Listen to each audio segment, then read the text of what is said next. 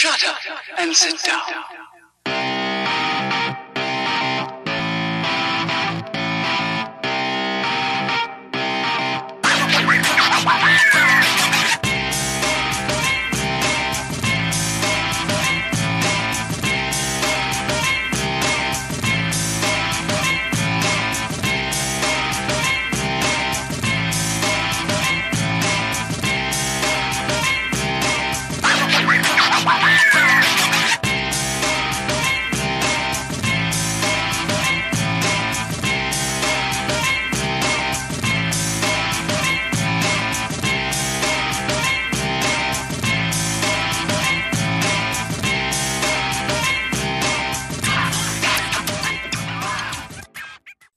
Ensemble, on va plus loin. 5e saison. Un autre épisode palpitant. Donc, aujourd'hui, je reçois Patrick Filiatro. Salut, Pat, ça va bien? Ben oui, toi, merci de l'invitation. Yes, super content que tu sois des nôtres aujourd'hui. Ça fait longtemps que j'avais pensé à toi parce que je vois que tu roules pas mal. Écoute, depuis le temps qu'on s'est rencontrés la première fois, qui remonte à quand même plusieurs années. Ce serait peut-être le fun de rappeler justement dans quelles circonstances là, nos chemins se sont croisés pour la première fois. Oui, on s'est vu au Halt à Brossard. Vous aviez un événement Flip Academy avec Jeff Tremblay. Oui. Puis, tout le long de la présentation, je vous écoutais parler, je trouvais motivant. Puis, vous étiez des... Comment est-ce qu'on pourrait dire ça? Des chasseurs de maison, hein? C'est ça, exactement. Puis, j'ai attendu à la fin pour aller vous rencontrer, pour vous mettre au défi, pour voir si vous étiez vraiment bon. Oui. Puis, je vous ai lancé un défi de me trouver un immeuble en 30 jours. Oui. Puis vous avez réussi l'exploit haut la main. J'ai acheté un immeuble de vous autres 30 jours plus tard. Félicitations, merci. Hein? Ben, garde, c'est le fun, ça. C'est vraiment le fun. Puis, il me semble, de mémoire, en fait, c'est un immeuble qui était situé à Saint-Jean. Et évidemment, il est encore à Saint-Jean. Oui. Puis, si je me rappelle bien, tu avais déjà dit que, en dehors de la couronne vraiment rive-sud, là. Longueuil-Saint-Hubert. Longueuil-Saint-Hubert, tout ça, tu étais plus ou moins intéressé. Puis, à un moment donné, ben non, finalement, Saint-Jean, ça s'est avéré bon. Saint-Jean, s'est avéré très, très bon. C'est un bon deal que vous aviez entre les mains, que JF avait ramassé. Puis, l'opportunité était là, le prix était là, puis il y avait encore un moyen d'aller rentabiliser encore plus cet immeuble-là. Ouais. Puis c'est comme ça que j'ai commencé mon exploitation de Saint-Jean-sur-Richelieu. Maintenant, j'ai plusieurs immeubles à Saint-Jean. Oui. Puis c'est grâce à vous autres. Et c'était mon premier pas, Boyer, rue Boyer. Un bel immeuble, oui. Absolument. Ça, c'était un immeuble que, c'était pas évident au début parce qu'il y a eu une gestion du changement qu'il a fallu qu'il soit faite dans cet immeuble-là. Pour la petite histoire, il y avait un gars qui habitait là. Le gars, il disait qu'il y avait des puces. Monsieur Jean. Dans le logement. Monsieur Jean. Il y avait des puces dans le logement, tu sais. Puis finalement, lui, à cause de ça, il fallait qu'il mette ses vêtements dans son congélateur à la maison. Exact. Puis quand JF il était allé le voir, knock-knock, il cogne, le monsieur, il fait comme, là, faut que tu te déshabilles, faut que je vais te donner, je vais te prêter mon congélateur, tu mets ton linge dedans. Là, what the fuck, qu'est-ce qui se passe? Avant ça, tu avais eu un locataire qui lançait des étoiles de ninja aux passants. Ouais. Après ça, tu avais toute une faune, tu sais, qui habitait là. Faune qui était d'ailleurs la raison pour laquelle le vendeur avait décidé de vendre, parce que justement, il n'était plus, point de vue moral, il n'était plus capable d'endurer ce supplice-là. C'était rendu un vrai calvaire. Là, on est arrivé, puis après ça, ben toi, tu es arrivé rapidement, puis tout ça. Donc, c'était le départ de ton aventure Saint-Jean-sur-Richelieu. Ça, tu as tellement progressé depuis ce temps-là, tu as tellement avancé, il y a eu tellement de développement. Aujourd'hui, ça se peut-tu t'es rendu comme au-delà de 200 portes? Au-delà de 200 portes. Dernièrement, on a vendu un 44. On a fait un petit pas en arrière pour mieux être plus liquide par rapport au marché. OK. Puis, ça nous a permis d'acheter... moi, j'ai racheté un 6 logements à Saint-Jean encore dernièrement. Oui. J'étais en offre d'achat acceptée. Sherbrooke, Saint-Jean, puis un à Saint-Basile qu'on va closer d'ici 2 semaines. Oui. Fait qu'il y a 60 autres portes qui s'en viennent dans le pipeline. Puis, ça continue. Moi, les objectifs de cette année, racheter un 100 portes. J'ai un offre d'achat aussi sur un gros terrain à Fernham. Fernham, si on se rend jusqu'au bout, là, c'est construction de 400 portes. Construction neuve. Fait que je sors complètement de ma zone de confort, de ma limite. Oui. Parce que moi, je suis un spécialiste du petit logement, mais usagé depuis 22-23 ans. Oui. C'est ma passion. Mais le neuf, avant d'embarquer dans le neuf, on fait quoi? On s'associe avec un entrepreneur parce que sinon, on peut se planter. Puis commencer avec un petit projet de neuf de 400 portes, c'est pas comme commencer un duplex Non, sur un c'est petit ça. terrain de 5-6 000 pieds carrés. Non, Fait que non. c'est un gros projet. Fait que moi, j'aime ça. La drive de même, de commencer gros, moi, ça m'allume. Ça me fait vibrer, en tout cas. C'est ça. En fait, j'ai lu récemment, en fait, on revient toujours un peu à notre hockey de base là, dans ce domaine-là. C'est ah oui, c'est vrai, ben oui, c'est ce que je fais. Ou oui, c'est vrai, c'est ce qu'il faut faire. Si un projet ne te donne pas le vertige, c'est parce qu'il n'est pas assez gros. C'est pas assez gros. Fait que ça prend un plus gros projet. Ouais. Puis en faisant les plus gros projets, mais c'est comme monter la petite montagne.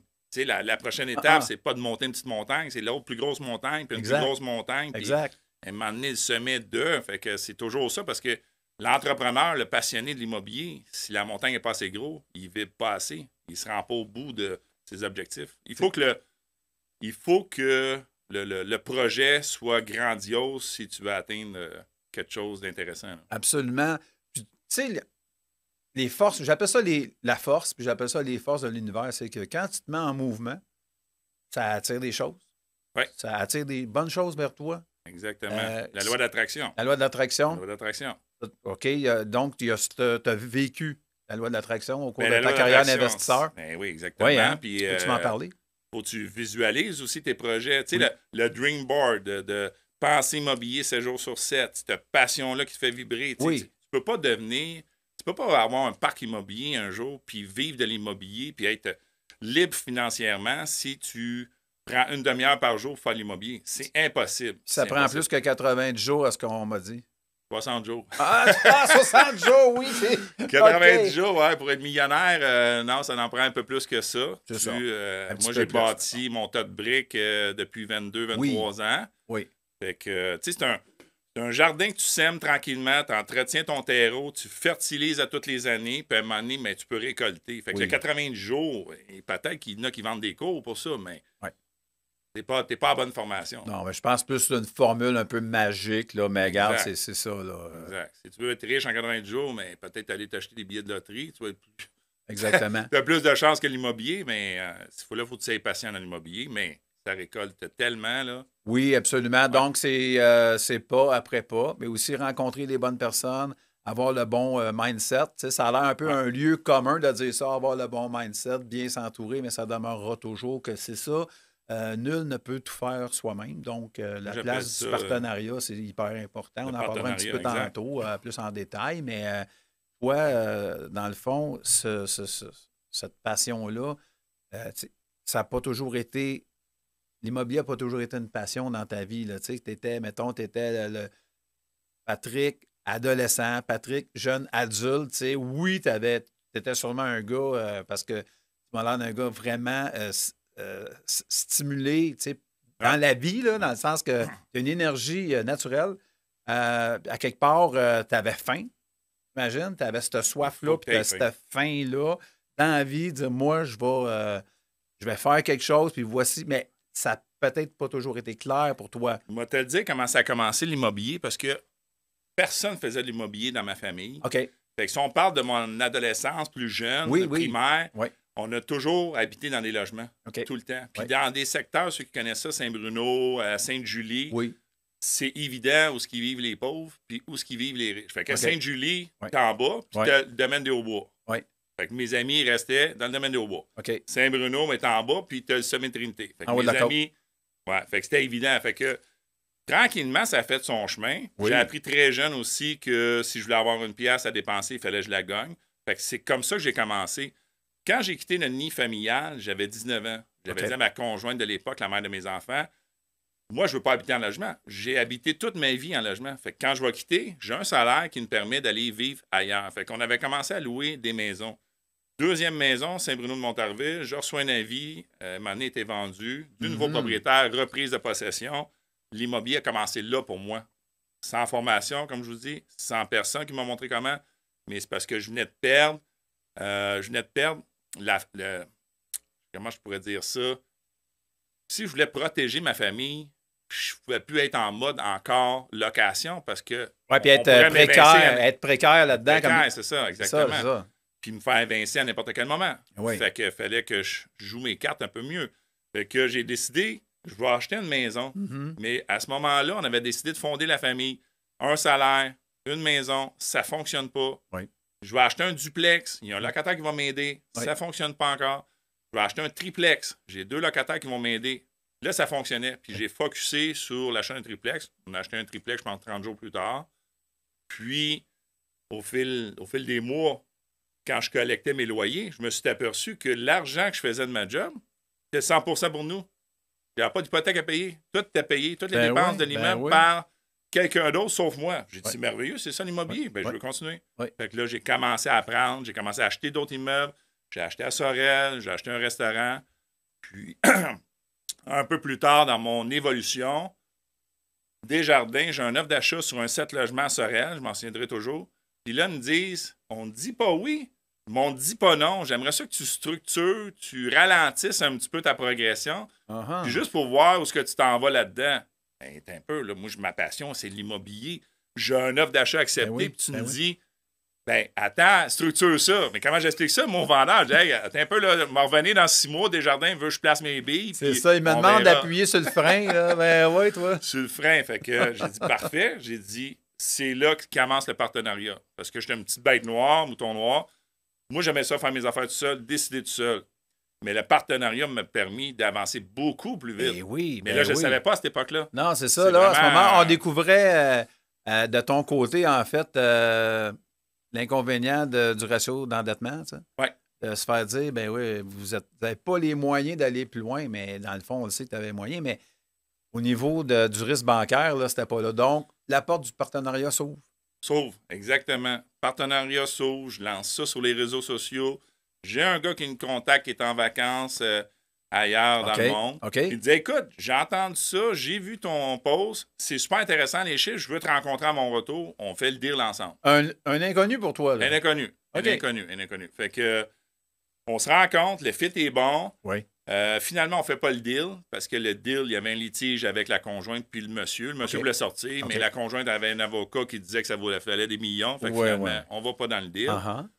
Puis, ce partenaire-là, ce nouveau partenaire-là, dit, écoute, je connais un autre gars que je voulais me partir en affaires avec.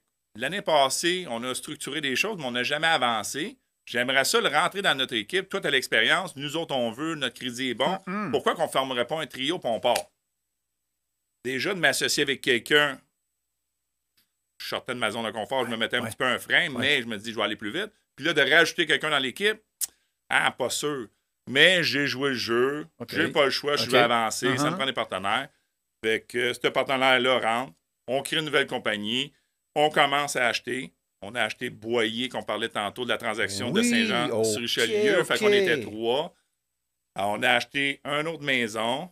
Puis, un deal à Longueuil qu'on a perdu. Puis, c'est... Je ne veux pas te dire que c'était de sa faute à 100%, mais le partenariat commençait très mal parce que Ouais. cette personne-là qui m'a fait rencontrer, qui est mon partenaire aujourd'hui, faisait pas les étapes nécessaires pour se rendre à notre succès, puis nous faisait perdre de l'argent. Quand moi, je n'avais jamais D'accord. perdu avant. Fait D'accord. qu'on a fait une première rencontre, puis Ouais. j'ai dit, écoutez, ça ne marche pas, faut décider, il faut faire structurer autrement. Oui.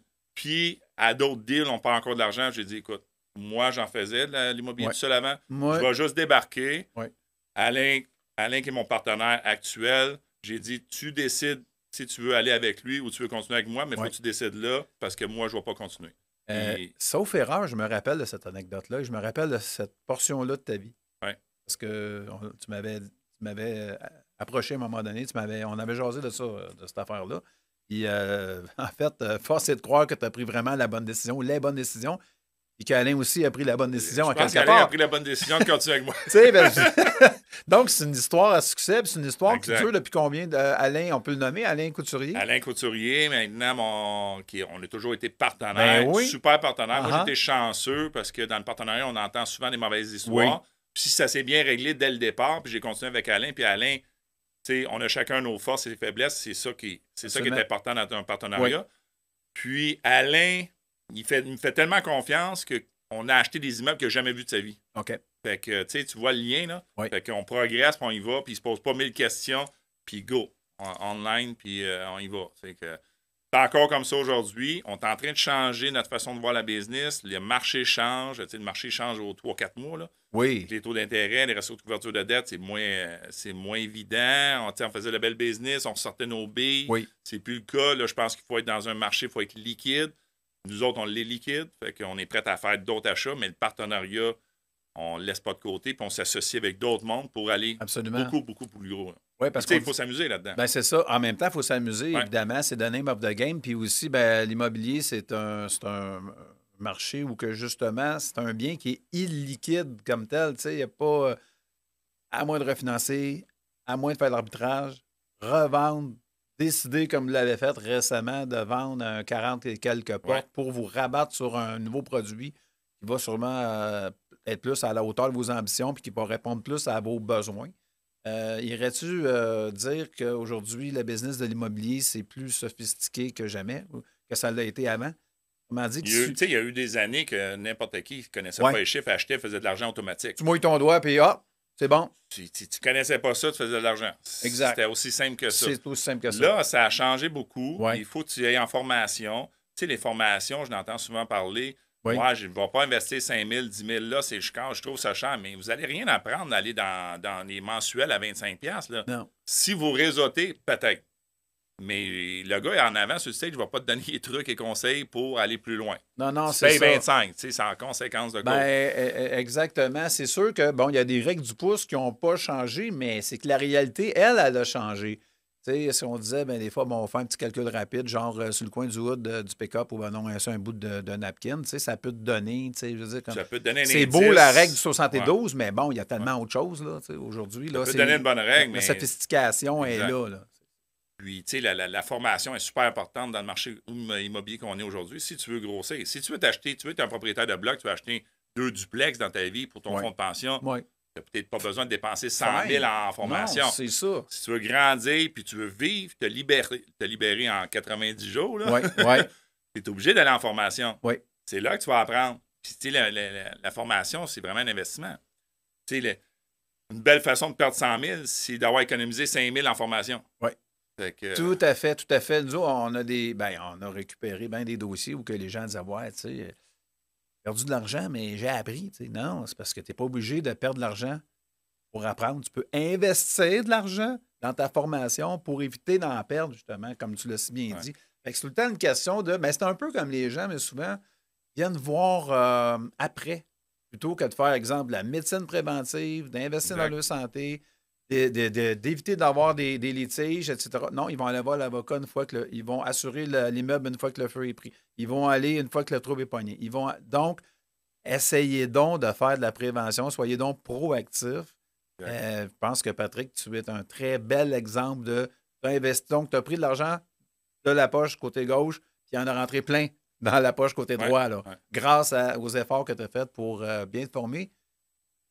Un peu quétaine à dire. Bien s'entourer. Tu sais, le fameux entourage 5, là, on est la moyenne des 5 personnes. C'est tellement vrai. J'appelle ça mon soleil de l'abondance. Tous mes rayons, c'est tout mon cercle. Puis c'est important dans l'immobilier de faire attention. Tu sais, ton évaluateur, ton inspecteur en bâtiment, ton banquier, tout le monde. Tu sais, ton réseau. Absolument. Il est super important. Et oui. Quand tu penses exactement, pas plus tard que la semaine passée, il y a un de mes clients, un investisseur, qui m'appelle. Hey, je ne suis pas capable de trouver personne pour évaluer. Puis là, lui, il a un produit bien spécial à faire évaluer. Il ne trouve personne. Après 5 minutes, j'y ai trouvé. Je dis, hey, tu fais ça, toi? J'ai parlé à mon évaluateur. Il dit, ben oui, on en fait plein, on en fait souvent. Parfait. C'est ton réseau de contacts exactement. Que tu tiens. Puis que exactement. Puis fais attention. Le prix était bon. Ça se fait le 3 mai. En tout cas, bref. Et tu sais, c'est ça. Quelque part, tu vois, je viens d'ajouter une petite corde à son arc. Puis ce gars-là m'a apporté aussi plein d'autres, parce que notre réseau jamais assez grand.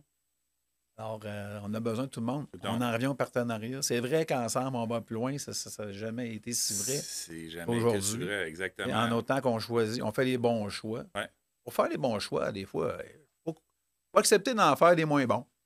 C'est moins bon. Puis, tu sais, je reviens à la formation. C'est pas parce que tu as 20 ans d'expérience, que tu as 200, 300, 400, 500 portes, que ça s'arrête là. Il y a toujours, tu sais, l'immobilier est en mouvement, fait qu'il y a toujours des choses à apprendre.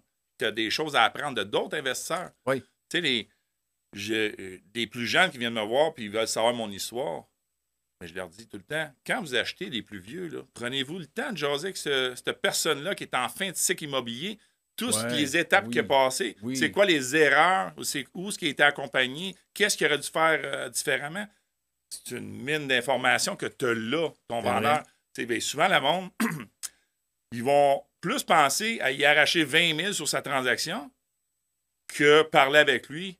Puis, tu sais, peut-être que le 20 000, s'il a laissé en transaction, que le gars il viendra récupérer 1 million, là. Oui. Ben, il y a 1 million, lui, là, qui pourrait peut-être embarquer sur ton prochain projet en prêteur privé. Exactement. Combien de personnes qui pensent à ça? Prends le temps de tisser des bons liens, des liens solides avec la personne. Parce que c'est d'abord une business de personnes, une business où est-ce que la confiance doit régner. Puis souvent, je trouve qu'il y a trop de monde qui fonctionne de façon un peu robotique, là, où est-ce que au-delà des chiffres se cache un humain, quelqu'un qui veut parler. Des relations humaines à bâtir. Absolument, sûr. Des relations humaines à bâtir. Puis, en fait, la question qui me brûlait de te poser, c'est parce que je ne connais pas non plus là, tes années avant l'immobilier. C'est est-ce que tu as des. En fait, la question que je vais poser, c'est as-tu déjà été dans le domaine de la vente? T'sais? En pré-entrevue, je te l'avais posé, puis tu m'as répondu non. Mais tu sais, quand on y pense, à tous les jours, on est dans le domaine de la vente. Peu importe ce que l'on fait. On est des vendeurs.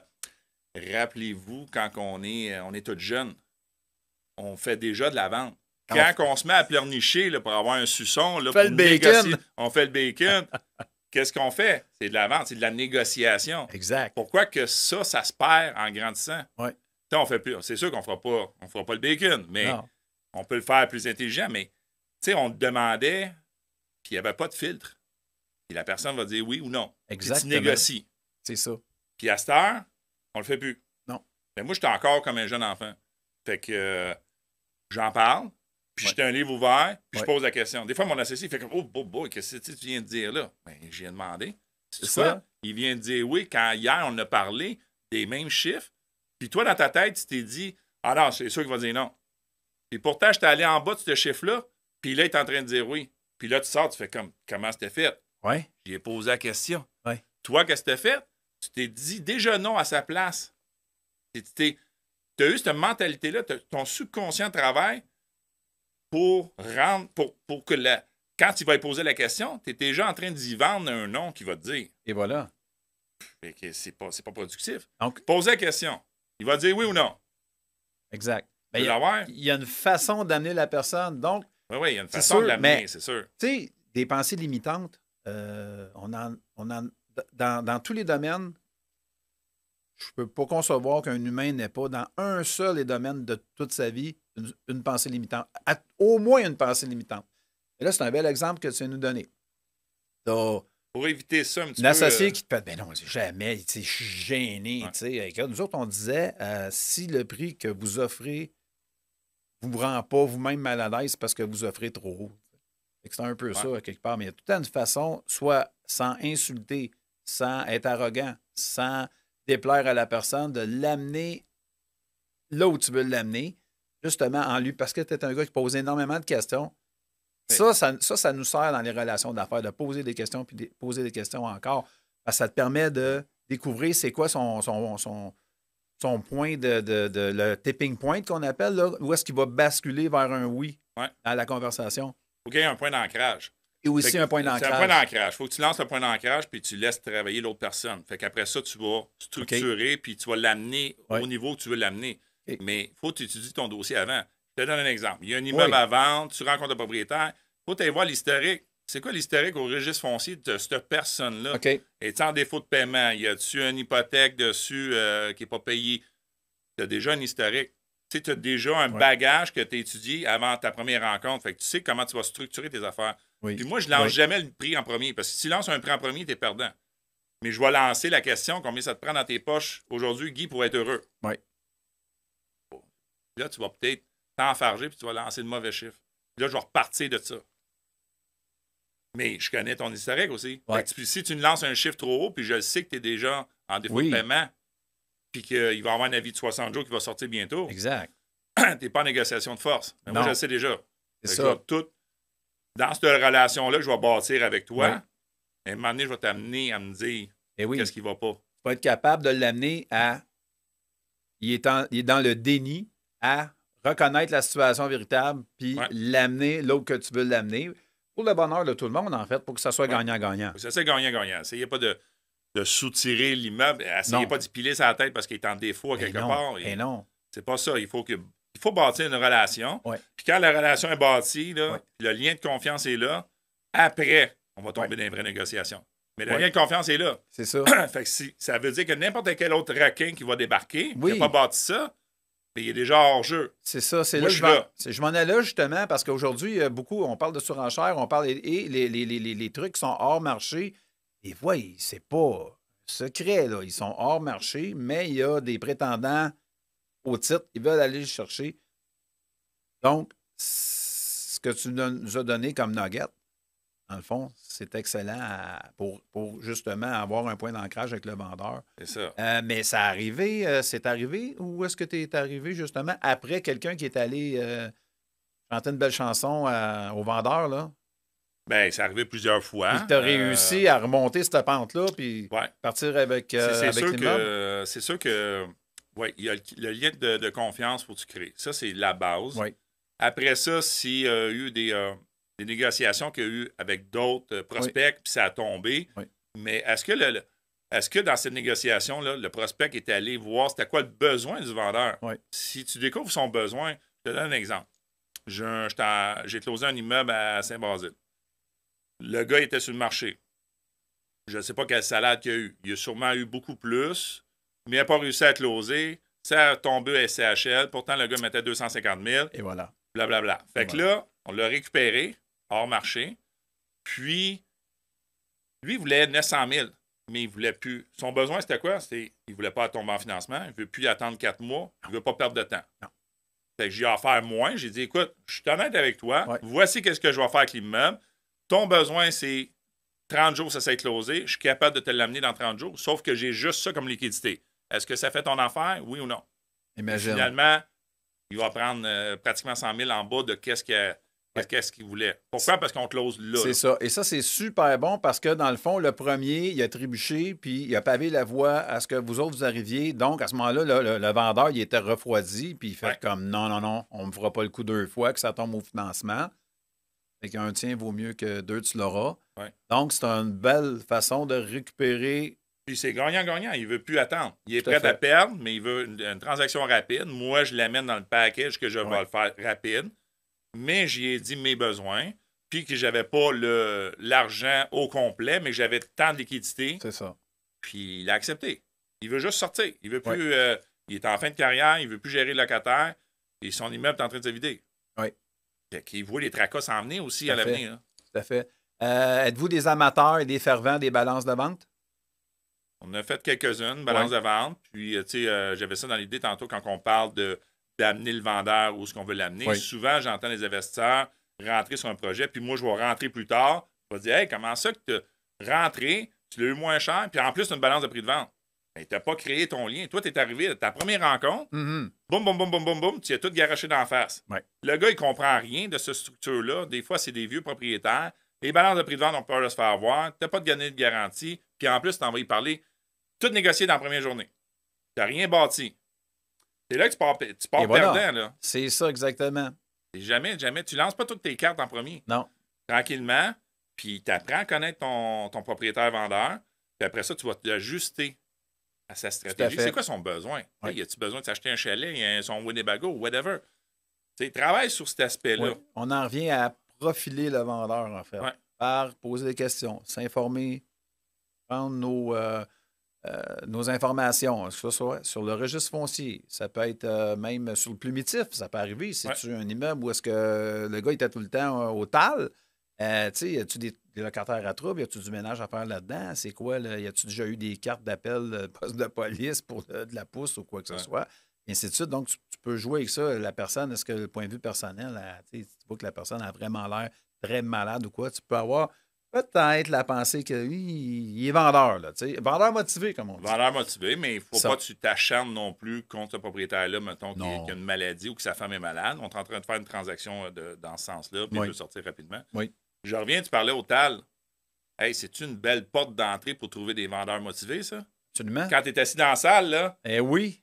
Puis tout le monde, là, ils sont là, on perd du temps pour un locataire qu'on est en chicane ou qu'on est en non-paiement. Ah oui, ah oui. Monsieur, êtes-vous à vendre? Monsieur, êtes-vous à vendre? Monsieur, êtes-vous à vendre? C'est une belle porte d'entrée. Donnez des cartes à tout le monde. Pendant que vous êtes là, vous attendez une demi-heure, une heure, c'est les bancs là, qui vous appellent. Prospecter. Moi, je prospecte tout le temps. Absolument. Écoute, Patrick, on pouvait pas terminer notre rencontre sur une plus belle pépite d'or que celle que tu viens de donner aux auditeurs et aux auditrices. C'est merveilleux. Fait que vous savez quoi faire là, la semaine prochaine, puis la semaine d'après, puis au long de l'année. Communiquez votre passion. Cessez pas d'en parler. Cessez pas de vous former. Puis je pense que Patrick Filiatro, investisseur immobilier, c'est un bel exemple, vraiment un exemple. Je suis super content je suis content de te connaître. Puis j'ai toujours suivi ta progression. Puis je suis vraiment très content. Moi, je suis toujours heureux pour le succès des autres. Je suis un gars qui est zéro jaloux dans la vie du succès des autres. Au contraire, moi, j'ai quelque part. Puis des fois, les gens ils viennent me témoigner. Hey, tu sais, la fois que. Regarde, on a eu un petit exemple aujourd'hui auquel je m'attendais, mais zéro puis une barre. Fait que je suis super content. Puis merci pour ta générosité. Merci, Guy. Yes. Alors, tout le monde, j'ai un conseil à vous donner de mon côté, c'est garder le sourire. À la prochaine. Salut bien.